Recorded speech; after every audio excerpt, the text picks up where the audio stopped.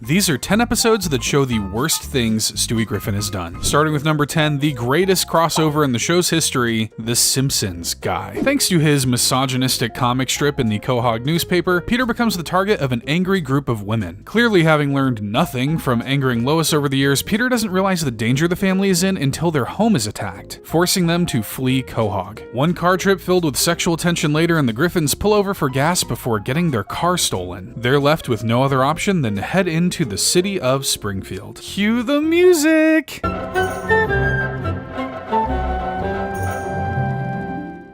This crossover filled my childhood fantasy and disappointed me all at the same time. So the family walks through Springfield to take in the sights, Krusty Burger, the Town Hall, and the Quickie Mart, where they run into none other than Homer Simpson. Peter and Homie become fast friends over a donut. They're both easy to please, apparently. So Homer takes the family to Chief Wiggum to report the stolen car before inviting the Griffins to meet his family. It's not until they're facing off that you realize just how much one show copied from the other. And I'm not brave enough to add fuel to the fire and say which one did which. So each character meets the other version of themselves, meaning Stewie is introduced to the original troublemaker, Bart Simpson. Eat my shorts. Eat my shorts. I love that. To say that Stewie has found his new idol would be drastically underselling Stewie's love for Bart. The pair bond over their weapons closets and love for pranking people. Simply put, it's a match made in hell. Credit to Bart as he takes Stewie under his wing despite their differences that start to show. For one, Bart Simpson is 10 years old, and while Stewie is ridiculously advanced, he's still only 1. Remember when your parents forced you to take your younger sibling everywhere with you even though they totally weren't cool enough to hang out with your friends? Yeah, that's exactly what this is. But this is where Stewie's love for his new mentor develops into an episode of Dexter. Without any prompting, Stewie decides to kidnap Bart's sworn nemesis and school bully, Nelson. But he doesn't just kidnap Nelson, he makes a full show of it. Oh, that's a clown I painted, so you know I'm truly insane. While all of this is happening, Peter's having out with Homer over who creates the best beer, the brewery or Duff. To sum up, Peter and Homer's entire contribution to this episode is donuts and beer. Gripping TV. Their public argument catches the attention of a lawyer who sues Peter as a representative of the brewery for intellectual theft. The judge rules in favor of Duff beer, and the Griffins are forced to leave Springfield and return to Quahog. But the two families don't have teary goodbyes, it's a little more tense, let's say. I'd love to say that Stewie left Bart with a parting gift, but then I'd be lying. He opens the Simpsons garage to reveal the still tied up Nelson along with even more of Bart's known enemies. Jimbo Jones, Principal Skinner, Sideshow Bob, and for the sake of a pun, Apu. I know Apu's not your enemy, but I just wanted to say I took Apu. Okay, I'll admit it, I laughed at that. Stewie doesn't see what the issue is with kidnapping 5 different people because why would he? But Bart absolutely does. When Stewie asks how they're going to keep in touch after leaving, Bart tells him that Stewie freaks him out too much to ever be his friend. Stewie's left heartbroken, but it should be a valuable lesson for the baby. If you're too crazy even for Bart Simpson, you might want to reevaluate your life choices. At number 9 is an episode where Stewie discovers a new type of freedom and Stewie goes for a drive. From his very first scene in this episode, Stewie made it clear what side of the bed he woke up on that morning. You're gonna be ugly when you grow up, and everything in your house is cheap. He pulls the ultimate 180 and goes from roasting Gavin to channeling his inner James Corden, as he belts out Carrie Underwood's Before He Cheats in a parody of Carpool Karaoke. Thinking his voice is good enough, he angrily demands that he should be on Glee and accidentally puts the car into drive mode during his outburst. Of course, his baby knowledge leads him to the conclusion that he can now drive. This is going to end so well. Being the thrill seeker that he is most of the time, Stewie decides to steal Brian's keys and take the dog's car for a joyride. He pulls out the driveway, cranks up the radio, and experiences the freedom of the open road. But his excitement quickly shifts from driving to the radio as they announce a competition to win tickets to a Justin Bieber concert. Woo, so exciting. He calls in for the chance to win, but quickly finds out why using your phone when driving is illegal. He thankfully walks away with minimal injuries, but the same can't be said for the car. When Brian returns home and sees that his car is totaled, he asks Stewie who could have possibly been behind the damage. Oh my god, that is surprising! And the Academy Award for Best Actor goes to... Brian sees through Stewie's lies, and it's for sure because he found Rupert in the backseat and not because of the baby's attempts at deception. In one of his more reasonable moments, Brian lets Stewie know that he'll be talking to Lois and Peter about his joyride out of concern for Stewie's safety. Stewie hasn't exactly faced punishment or telling off before, despite the literal hundreds of absolutely insane things he's done. So the fear of his parents finding out has him running away from home. All he leaves is a DVD for Brian, which carefully explains that the dog shouldn't follow him, or chase him down at the airport, or involve a list of songs to play out of a boombox should Brian find him. Stewie really didn't want to be found, huh? So Stewie takes the bus to the airport, except he takes the wrong bus and ends up on a shady side of town. Thankfully, Ms. Lemon Pledge herself, Consuela, is there to take in the lost baby. Baby all alone in the street. I take baby home. On second thought, after seeing what Consuela put Stewie through, he probably should have stayed lost. Since he's literally a dog, which, by the way, how do we all keep forgetting about that? Anyway, Brian uses his dog nose and sniffs out Stewie's location. But Consuela is unwilling to let Stewie go because he's now her baby, called Ernesto. When she refuses to let him go, Stewie brings a gun to a quinceañera. Like he hadn't already done enough damage this episode, Stewie rounds it off by shooting his way out of the party and heading back home with Brian. I did not want to have to do that. They were very nice to me up until then. So he roasted a kid, stole a car, crashed said car, ran away from home, and shot up a party. What a solid, morally sound episode for Stewie. The Man with Two Brians earns the number 8 spot since it may be the only episode that Stewie has some justification for his actions, as bad as they are. Before I go in on Stewie's actions, I should start with the main cause for all of this, Peter. After watching an episode of Jackass, Peter is inspired to make his own version of the show. Now, this show comes with a warning to not try any of the stunts at home, but Peter knows he's the main character of the show and won't be getting killed off, so he ignores the warning. It goes just about as well as you'd expect. If you expected it to go horribly, Peter launches himself into a tree and nearly drowns both him and Brian, who is trying to rescue him. Joe saves the day, and Peter makes the mistake of returning home to his wife, who rips into him for endangering their dog.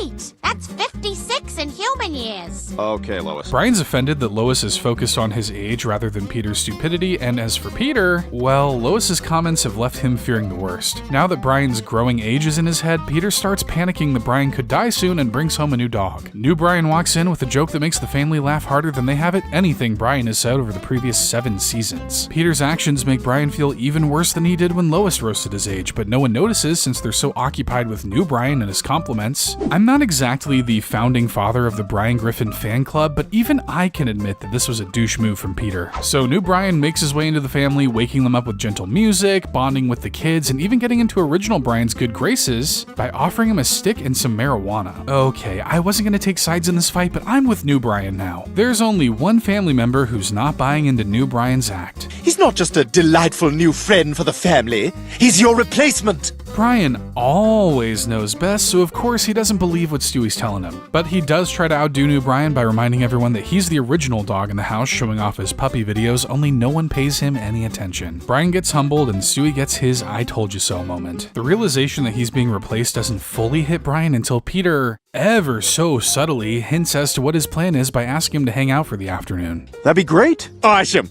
because I got this new gun. Here we go. Ultimately, Brian decides that it's time to move out. I would too if my other choice was getting shot. He moves in with Cleveland, and Stewie tries to make a new best friend in Brian's absence. New Brian's first mistake is not correcting Stewie's pronunciation of Cool Whip. In Stewie's eyes, this is a big deal, but his second mistake is the last one he'll ever make. Stewie goes to tell new Brian exactly what he thinks of him, and spoiler alert, it's nothing good. But in retaliation, new Brian tells Stewie that at least his teddy, Rupert, liked him, and his humping. My wife's name out your f***ing mouth! If there's one thing you don't ever do, it's mention Rupert in front of Stewie like that. So Stewie gets his revenge and brutally murders the dog before dragging his body out to the trash. But that's still not enough for the baby. He not only dumps the body, but he also leaves a fake suicide note. Wow, he must have had some demons. After watching this episode, I'm pretty sure new Brian isn't the one with the demons. From the opening scene of the episode at number 7, Patriot Games, it was clear that Stewie was going to be out for blood. As Stewie collects the latest sports bets from his cuddly toys, he reminisces about the time he trusted Brian to pack his parachute. Now, my expectation for this cutscene was watching Stewie plummet to the ground having no parachute to rely on, but I never could have guessed what Brian's prank on Stewie was. Okay, Brian wins. He wins everything. One thing about Stewie is he does not forget anything, but for now, he moves on as though this never happened. He tempts Brian into making a bet on what should be a surefire win, a celebrity boxing match between Mike Tyson and Carol Channing. I say surefire because one of these people has won 6 heavyweight championship belts and the other is an 85-year-old actress. Who am I kidding? This is Family Guy. Of course Carol Channing won. So Brian owes $50 to Stewie, but doesn't make any rush to pay it back to him. And this is where Brian's parachute prank comes into play. Stewie gives Brian a gentle warning that he needs to pay him back within 24 hours or there may be consequences. I think Brian momentarily forgot who he was dealing with because he didn't pay him back within the time frame. Stewie corners Brian coming out of the shower and asks him about the money, to which Brian sidesteps the question yet again. Big mistake. Where's my money? You gonna give me my money? Jesus Christ, Stewie, it's $50. Rightly so, Brian is now terrified of Stewie and tries to avoid Stewie around the house. It works for all of 7 seconds, but what a peaceful and painless 7 seconds it was. Stewie sees through the disguise and goes for round 2 against Brian. Instead of glass, this time he uses a golf club, much more refined. Oh, I forgot to mention, it's not just a golf club that he uses. He busts Brian's kneecaps with 2 bullets and burns the dog to a crisp using a flamethrower. Again, let me stress, this is all over $50. While all this mess has been going on, Peter's been screwing up his football career by performing a musical number during a game. He gets himself fired from the squad as a result and transferred to an English football team because apparently they exist. On the flight to England, Stewie tries to sweep his intimidation tactics, or to be more accurate, his assassination attempt on Brian under the rug. I tell you what, you get 1 free revenge shot at me. Brian agrees to the terms Stewie is offered, but only on the condition that he doesn't have to warn Stewie when that revenge shot is coming. So Stewie is left in a state of paranoia for the rest of the episode, which he 100% deserves. Brian keeps him on his toes by faking him out by going in for the hit. He's so scared that he even attacks himself to try and call it even. Brian's not accepting that as repayment though. It's not until the end of the episode that Brian gets his revenge in an act that neither Stewie nor myself saw coming. Why does this still not feel like enough revenge to call it even based on Stewie's actions the whole episode? At number 6 on the list is the episode The Hand That Rocks the Wheelchair. And before you ask, it's not about Stewie pushing Joe over, but it does involve Stewie getting picked on by a bully at the playground. Obviously, Stewie is prepared for moments like this. Too prepared, some would say. But he assembles his rifle ready to take out the bully only to misfire and hit himself. A rare occurrence for the baby. Brian, who watched this whole exchange go down, tells Stewie that he thinks he's gone soft and lost his edge. And in an even rarer turn of events, Stewie doesn't hit him or cause any harm to him for his comments. But it doesn't mean that he hasn't taken Brian's words to heart. The next time Brian sees Stewie is in his room creating a... Hold on, let me get my notes for this one. A concentrated neural enhancement device designed to boost his evil side. If this list hadn't already made it clear enough, Stewie is evil enough as it is and has no need for an evil booster machine thingy. Nevertheless, he goes ahead with his plan but walks out still unable to land a good insult. Sometimes you chase helicopters. Boom, roasted. So Stewie walks away thinking that his machine hasn't worked, and he's kinda right, but also hugely wrong. His machine hasn't made him more evil, but it has created an evil version of himself. An evil version of an already evil baby? Oh yeah, this is gonna go great. Evil Stewie's first act of violence is aimed at Brian. Guess they aren't so different after all. When the real Stewie walks in, he's completely confused by the scene in front of him. Brian calls him out for being a psychopath, but soon realizes what's going on when the evil Stewie creepily makes his way into the frame. Stewie is proud of his work, not quite understanding just how messed up the other version of him is. He tries to take the clone to run some tests to improve his machine, but, well, he gets a taste of his own medicine. Quite literally. Remember the last segment when Stewie beat up Brian for not having his money? Yeah, well, imagine that scene, but picture it like an episode of The Boys. Evil Stewie beats up regular Stewie, cuts off Brian's tail, and then slices a woman in half before stealing her car and making an escape into the world. Stewie tries to find the evil he's created before it can cause even more damage to the town, but first, he places all the blame on Brian's shoulders for calling him soft. Sure, none of this is your fault, Stewie. As they argue this out, Evil Stewie's taken out famous Quahog residents left and right, namely the Kool-Aid Man. Oh, yeah? They make it to the park and try to lure Evil Stewie into a trap. Wherever you are, if you can hear me, I'm completely defenseless right now. The plan works as the evil version of himself tries to finish Brian off. Wait, not like that. Let me backtrack. He tries to bring Brian to an end. Nope. You know what? He tries to shoot Brian. Okay, there we go. That's what I get for trying to be tactful. Anyways, he tries to shoot Brian, but regular Stewie takes him by surprise before getting locked into an epic battle. It's neck and neck, but Brian eventually gets the upper hand as he reaches for the gun. There's just one issue. With no clothes on, Brian can't tell the difference between the two. To make his choice on which one to shoot, Brian asks them both to look at their feet. I feel like there could have been a different question he could have asked to be sure, but I'll let Brian roll with this plan. They're just feet. What are they doing down there? Oh, yep, that's our Stewie alright. Or is it? So supposedly evil Stewie is dead, and hey, only one woman died. That's not too bad, I guess. Let's cheer this list up with some good old holiday cheer and Road to the North Pole at the number 5 spot. Come on, Stewie, you can't mess up Christmas. Surely. The episode opens with a cheerful holiday number listing all of the wishes the Griffins have for the big day, with Stewie's being some yellow cake uranium. I am not even asking what that's going to be used for. Once the number is done, Stewie and Brian go to the mall so the baby can meet Santa, but by the time they get there, the mall Santa's shift is done. Not one to be ignored, Stewie plans a trip to the North Pole so that he can find and kill Santa Claus for what he's done. With nothing else to do around the house, Brian agrees to join him on the trip, but he tries to get away with lying to Stewie by taking him to a Christmas fair rather than the North Pole. Stewie sees through the act and holds Brian at gunpoint, forcing him to take him to the real one. Totally rational response. To say that the journey goes off without a hitch would be a lie. They end up in a car crash, steal a ride on a Canadian snow scooter, and stay overnight in an abandoned cabin before finally walking up to the gates of Santa's workshop. But when they get there, things go from bad to worse as they find out that not only is Santa dying, but all of his elves and reindeer have become mutated, emotionless beings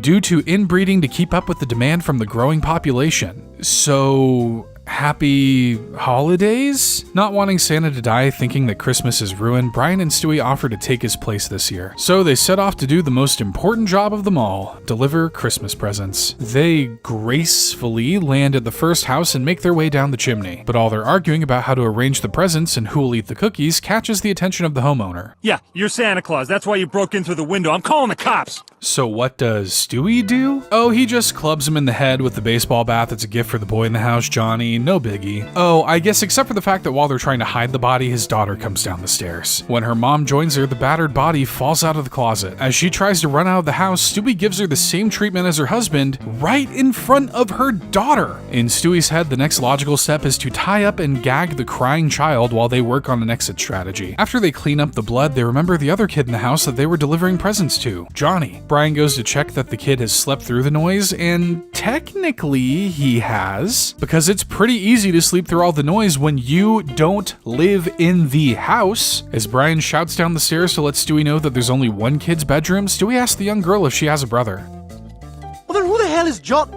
Oh my God, we're in the wrong house. Nothing like a good old home invasion to see you into Christmas morning. They make their escape as the cops show up, but realize that they've run out of time to deliver presents to each house in Quahog. So they take the dying Santa onto the news to plead with people to reduce their wish list to just one gift a year to reduce the workload and save Santa. In the spirit of the holidays, everyone agrees to the ask, and 1 year later, things are restored at the North Pole. What a heartfelt message. If only they didn't have to go through breaking and entering, killing 2 parents, and holding a kid hostage to get to that message. I said he couldn't mess up Christmas, and I think I stand corrected. Mr. and Mrs. Stewie is the episode taking the number 4 spot for one simple reason. It has a goddamn Oscar winner in it. Stewie meets a kid on the playground who isn't willing to share his toys, like, really not willing. But he quickly gets over being pushed down when an angelic voice questions if he's okay. The angelic voice in question? None other than 2-time Academy Award winner Cate Blanchett. She introduces herself as Penelope and offers to let Stewie play with her toys, which includes taffy with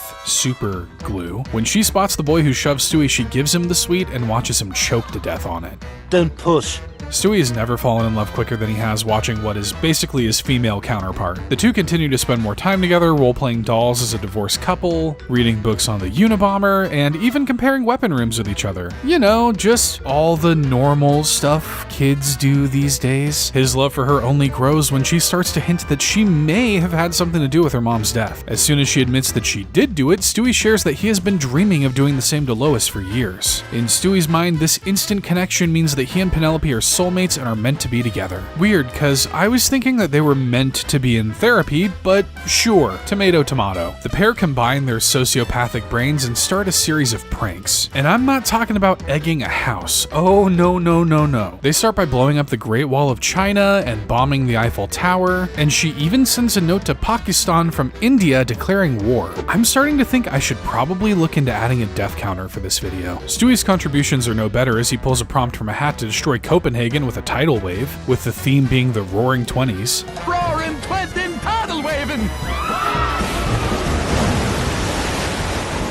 I cannot even do the math on what the death counter is at this point. As any sane person would be, Brian is concerned that Stewie is being led down a dark path by Penelope. What could have possibly given him that idea? He expresses his concerns to Stewie and tells him that he thinks they should stop hanging out together. Unsurprisingly, Stewie refuses and goes to tell Penelope what the dog advised him to do. Her response? Kill Brian. To Stewie's credit, he at least seems somewhat put off by the idea. Honestly, if Cate Blanchett asked me to do something, I'd fold so quickly and sorry, I don't know where that came from. Moving on. Stewie tries to do what Penelope asks of him, but a series of failed attempts later and he realizes that he can't go through with it. He goes to tell Penelope about his change of heart, something she had already anticipated, as she reveals her plan to do the job herself. Stewie does a good job at initially protecting Brian from what he believes to be poisoned coffee and donuts, but he doesn't realize that Penelope's plan is much more direct. Deliver a bomb to the front door. Well, you can't say she isn't bold. Brian tries to take the lead on this, believing he can handle a 1-year-old, but he's quickly humbled and tags Stewie in to finish the job. The so-called soulmates end up locked in a heated battle featuring all the weapons you could possibly imagine. No one said this was a realistic show, guys. Stewie gains the upper hand and Penelope leaves him with one last message. What?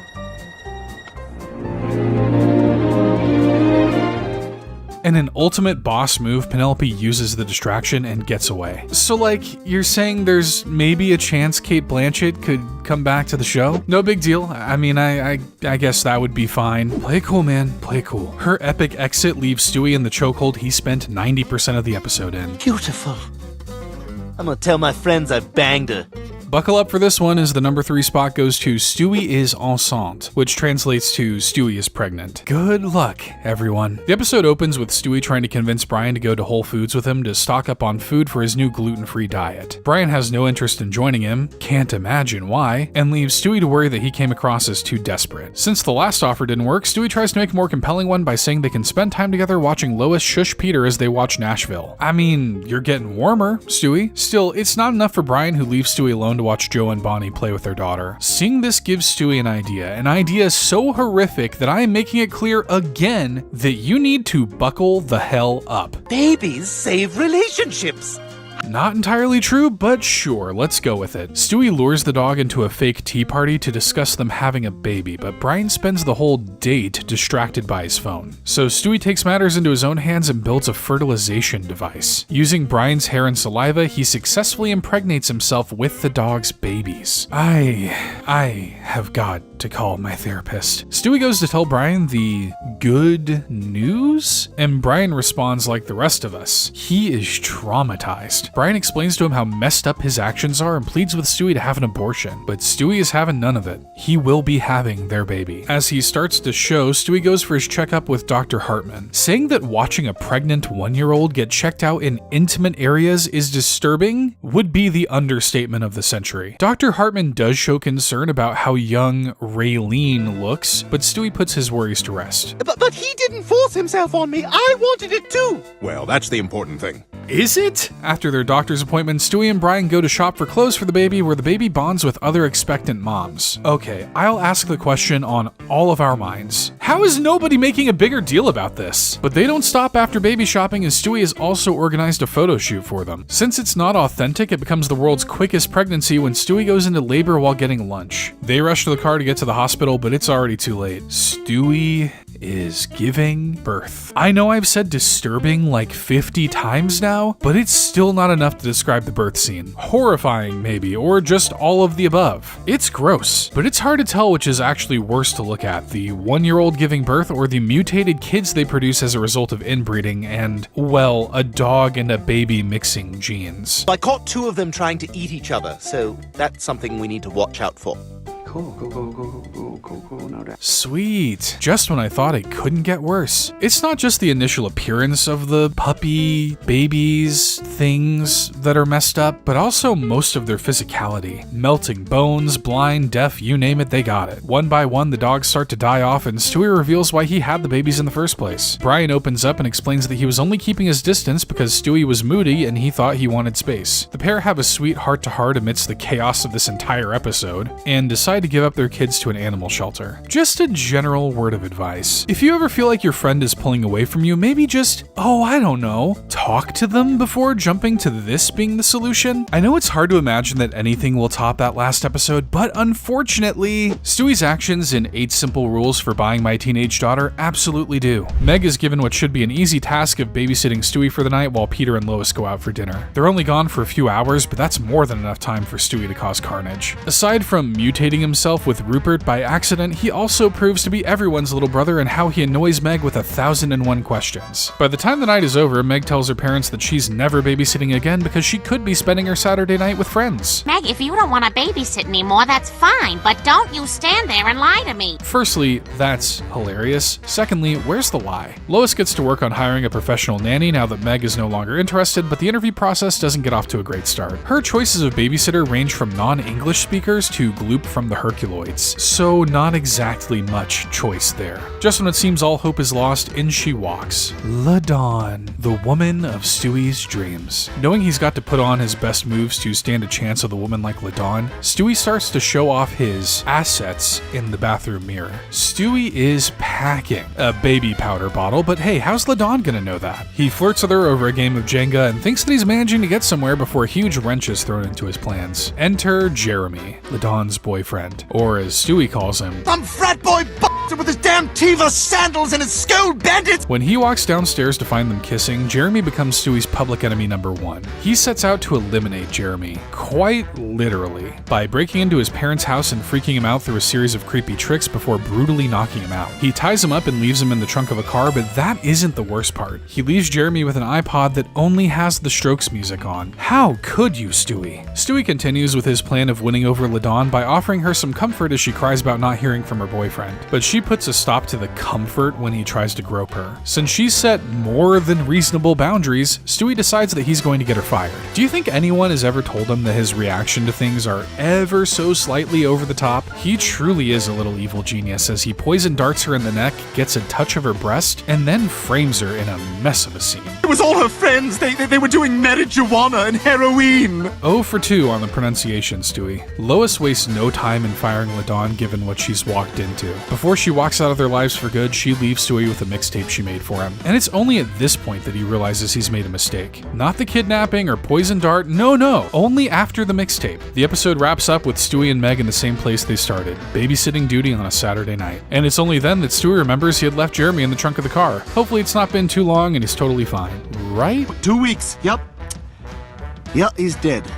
And earning the top spot on this list, an episode known even by those who don't watch Family Guy, Stewie kills Lois. The title alone is enough to tell you what happens in this episode, but let me take you back to the start. Stewie's relationship with Lois has always been dicey, let's say. Stewie's not exactly his mom's biggest fan, I guess you could say, given he's tried to kill her multiple times. And his big problem with her starts at her birthday dinner where Brian gifts her 2 tickets for a cruise. Lois obviously invites Peter to take the second ticket and join her, but both Brian and Stewie believe that they are going to be the +1. An hour from now, I'll be surrounded by seamen. Oh, Stewie. That's not... You know what? Give him a few years. He'll work that one out. So Stewie does what he always does and reacts irrationally. He carts along a truck filled with torture devices that he plans to use on Lois. Brian listens to what Stewie plans to do to Lois and even eggs him on at times, given that Stewie's description of the torture leans a bit more to the kinky side of pain. And then I'm gonna gag her with her own underwear. Another lesson for the later years, Stewie. By the end of his torture plan, Brian calls Stewie out for never following through on his plans to kill her. Stewie admits that Brian is telling the truth, which only fuels the already raging fire in him. So Stewie decides it's finally time to be the evil mastermind that he's always claiming to be. He takes a speedboat to catch up to the cruise ship where he finds his mom on board. She's surprised to see him standing there, but even more surprised when Stewie pulls a gun on her. What Stewie does next is the unthinkable. Even with all the years I've spent watching this show, and it's a lot of years, my jaw still hit the ground seeing him go through with this for the first time. 20 bullets later, and there's no denying that Lois Griffin is dead. At first, the family just believes that she's missing, but after a 6-day search, Joe reveals that the police force is declaring her dead. Fast forward a year later and the family are all coping with the loss in different ways. Peter is struggling to date again, Chris is tricked into thinking Lois is still alive, and Stewie, well, life has honestly never been better for the baby. It's going so well that he feels bold enough to cockily hint to Brian that he murdered Lois.